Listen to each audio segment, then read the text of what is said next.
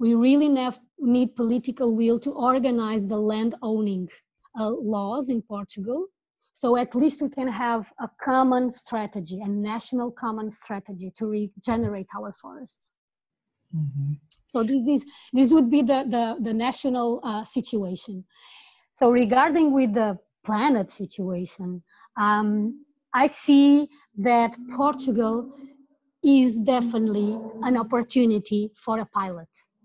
Mm-hmm. You know, if on a national level we become a country that solved the problems with the forest, with the wildfires, you know, and created beautiful biodiverse forests, brought back people to the land, you know, and created a strong economics, regional economics around the forest and biodiverse forests.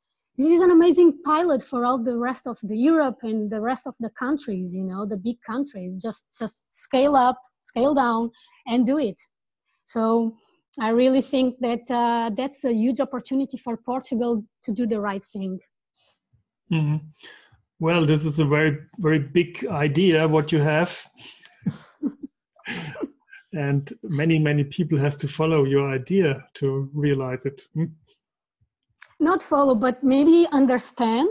Mm-hmm. And each one of us can just create like new ideas, solutions, mainly adjusted to the region where they are, to the specifications of the region and the population, you know.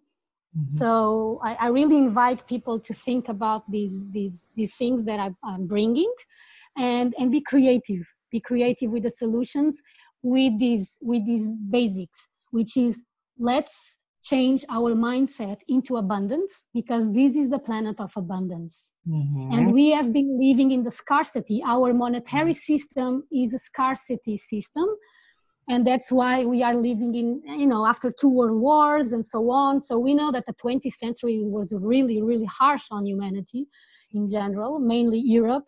And so we are living in a scarcity mindset that we really have to change. This planet feeds us. Nature, life wants more life. If we see nature, it takes her time, but she always comes up with a solution. And we just have to follow nature. The solution, we don't have to reinvent the wheel. The solutions are out there in nature. We just have to observe nature, you know? And so we have to change that mindset. And then we also have to change from competition to collaboration. That's the next paradigm. That's how we will make humanity survive in the planet. Otherwise we won't. It's not the planet that's going to end, it's humanity. So if we want to keep here our presence, we have to change to the mindset where we come from, actually.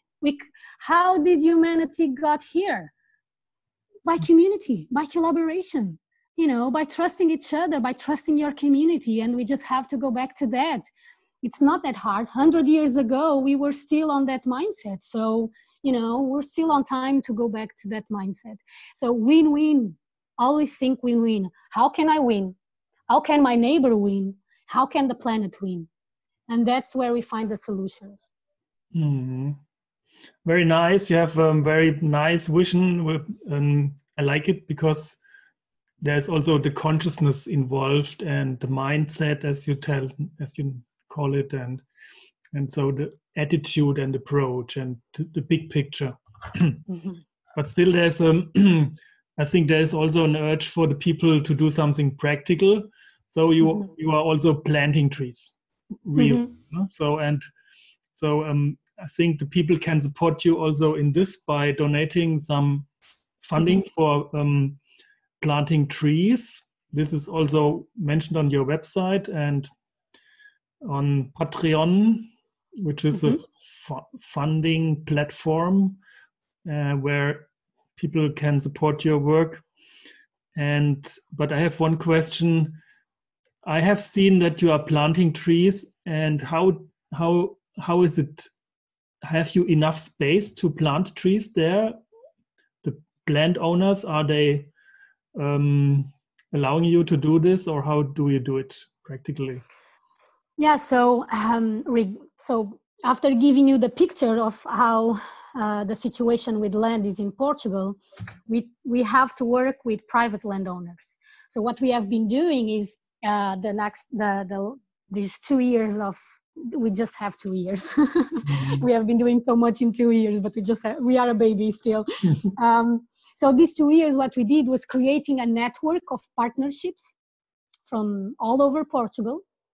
And with those partners, we have been reforesting in their land and using that land for reforestation, trainings, and research. Like I mentioned, it are the pillars of our work. And that's how we have been doing. So we work directly with landowners and we do the implementations. We go back once or twice every year to do the maintenance, to do trainings there so people can start to observe how the plants evolve and the impact of drought years or more rainy years or the cattle, So we all start learning what must be done so we can scale up. So until now, we have been doing like small plots of land, private, so we can observe. And we are now writing the bigger projects so we can scale up. So we are now preparing after the experience we had and observations, and we will continue to do that. It's a work in progress. 2 years is very little, but already gave us a lot of information about our plants and the reality of our land regarding cattle and property and maintenance. So now we have the conditions to write us and scale up these interventions, and that's exactly what we are doing. And so for that, of course, we need funding. We need funding to pay our core team so we can do reports, research, go to these places and do maintenance, go to meet the landowners and talk with them, understand how we can collaborate and help them on their land. So sometimes I feel that we as a grassroots movement, we are doing what the government should be doing, and we need support for that, definitely. So our approach to the land is a bit different. We don't do only tree plantations. We regenerate the ecosystem. And that means that we plant seedlings, but we also seed in an abundance. So I'm talking about hundreds, sometimes thousands of seeds and plants per hectare. Thousands, because that's how nature works. It works in abundance, and we don't want just one tree every 3 meters. No, that's not the forest, and that's one of the problems we actually have in Europe, in most countries in Europe, not all, but Portugal is one of the countries that has this problem, which is we don't have really lushering and beautiful native forests anymore to observe, to do the observations. Okay, this is the target. This is where I want to reach. So all my being understands this is my goal. And so I go back to depleted land and I know where I want to go. So I know what to do to reach that beautiful forest I've been. And we don't have that anymore. We have really, really few examples in Portugal, very small. And actually, because the degradation around these examples are so big that they are dying. The few little forest examples we have in Portugal are dying, and really need attention and human presence in the sense of maintenance, seeding, pruning and helping out nature to restart. And not just die because the degradation around is so big that influences, if we are losing the birds, they are the main seeders, if we are, and we know that. Spain, they just did a calculation of the millions of birds that they lost in the last 2 years, and if that happened in Spain, that means Portugal, because we share the same migration pathways for the birds and the same fauna, so we are losing the ability of nature to regenerate itself, the seed banks in the land. If we are plowing every year, once, twice, we are depleting the humus, the microbiology, and the seed bank of our soils.